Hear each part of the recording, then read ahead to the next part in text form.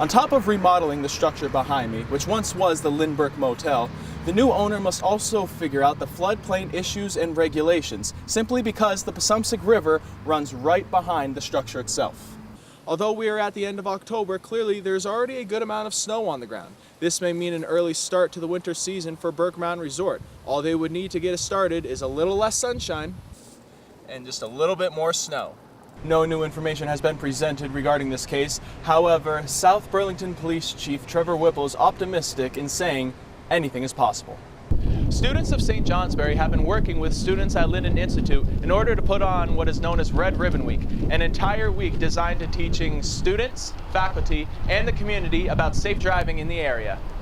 Behind me, you can see construction workers are currently putting up a garage that will be used to store salt and sand, because on top of also being a pest control service, the Eliminator will also be providing snow removal services for the town. Weeza and Sam Sanderson have been creating wooden bowls from scratch for over 20 years. In that time, they have sold their products to states across the U.S. as well as to international buyers from Europe to Hong Kong. It's just grown every year. It just gets busier and busier. Well, two things. It's turned into a successful business, so it'd be silly not to do it, but we enjoy it very, very much. Wood's addicting. But it is more than just the wood bowls that are created here at the Sanderson Wood Bowl store. It is more the historical significance that are tied to the items that they create. And we get the little story, and then they go look at the animals, and we meet some of their kids. So everything, it all involves community. Some of these people we never meet again. Some make it a point to come back. Weeza has a list of around 80 some odd people that want birth announcements when we have new baby donkeys. In all of their time working with wood and creating beautiful wooden bowls, they have never dealt with wood that had been submerged beneath a dam, especially a local dam. This added an extra layer of importance to their crafting. A lot of people were very attached to the dam and had very mixed feelings about it coming out.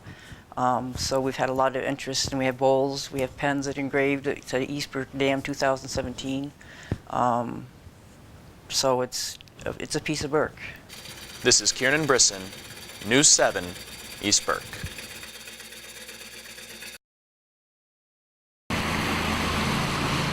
The town of St. Johnsbury has a few pubs and even more restaurants and businesses that sell a plethora of alcoholic choices to its customers. But the town will be getting a new business that is sure to make a splash and raise the bar. That business will be the St. Johnsbury Distillery. Duncan Holiday is right here in town, just outside in Barnet, and he's helped a lot of the spirit distilleries in the state of Vermont get up and running. He also teaches classes on the same thing. So I contacted him, we started talking. We like him so much, and he's such a valuable tool. So, and we're also using his plant, releasing his plant, until we move the operation to St. Johnsbury at a futuristic point. Duncan Holiday owned Dunk's Mill and Distillery, which has been based out of Barnet for over a decade.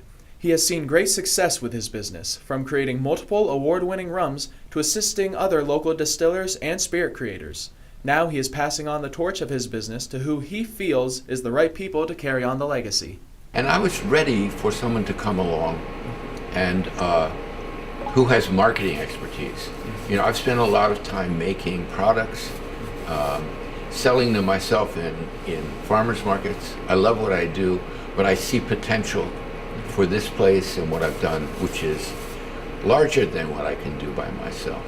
We boil water in there and then mix it together. And so you can imagine pouring the cane in here. And then we stir it up with this canoe paddle. Very scientific. Very scientific. Celtic Marketing has already begun preliminary planning and zoning for the new business location, and they have already received support from local businesses and town officials. More beneficial when it's a brand new business, but it looks like there's a new owner. I'm guessing that they want to find a location in St. Johnsbury because they're looking to grow. So growth in business, whether it's in St. Johnsbury or Barnet, or just growth in the Northeast Kingdom is important.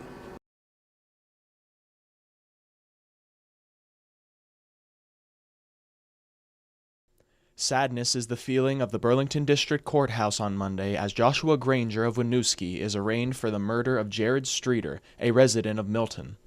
The events that occurred this past Saturday have been described as an avoidable incident that should not have taken place. Friends and family members of Jared attended the arraignment hearing where Granger pled not guilty to the act of second-degree murder. The police station has told us during a recent press conference that this all started with a fight that occurred at the Blue Bridge. It's life, but there's no reason to solve your problems with a fight in such a dangerous location in a way where the hazards are so clear. I'm sure if everybody could turn back the clock, they would. The fight is said to have occurred over a woman that both parties had a history with. The two agreed to fight one another to resolve the dispute. However, there was no indication of murder being a desired outcome.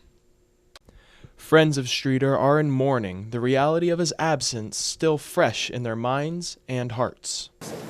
I know that Jared was a great friend to everyone and a great family member, and he's going to be missed. When asked what they would like to see as an outcome of this murder trial, the answer has been unanimous. Justice for Jared. So justice needs to happen, whatever that be, it needs to be served. This has been Kiernan Brisson for Channel 3 News. Good evening, I'm Kiernan Brisson. We'll have all of your local headlines in just a moment, but first, meteorologist Robert Grimm joins us with a first look at the weather. Robert, we had a little bit of rain this early afternoon, and then it stopped. Should we hold on to our umbrellas? At Monday night's school board meeting, members of the Kingdom East School District were able to voice some of their concerns regarding negotiations between the board, faculty, and staff of the district. Topics ranged from fair pay and benefits for employees to contract negotiations with outside companies, one of which impacted cooks at the Miller's Run School and others around the area, after a contract was signed at the beginning of the school year with the Abbey Group. This raised some questions for cooks at the school who cited that they weren't aware of what was going on. A man who police say led them on a high-speed pursuit in Lyndonville was arraigned in court today. State police say 29-year-old Michael King of St. Johnsbury was traveling at speeds of 80 to 100 miles per hour yesterday when he crashed into a home at 1559 Red Village Road.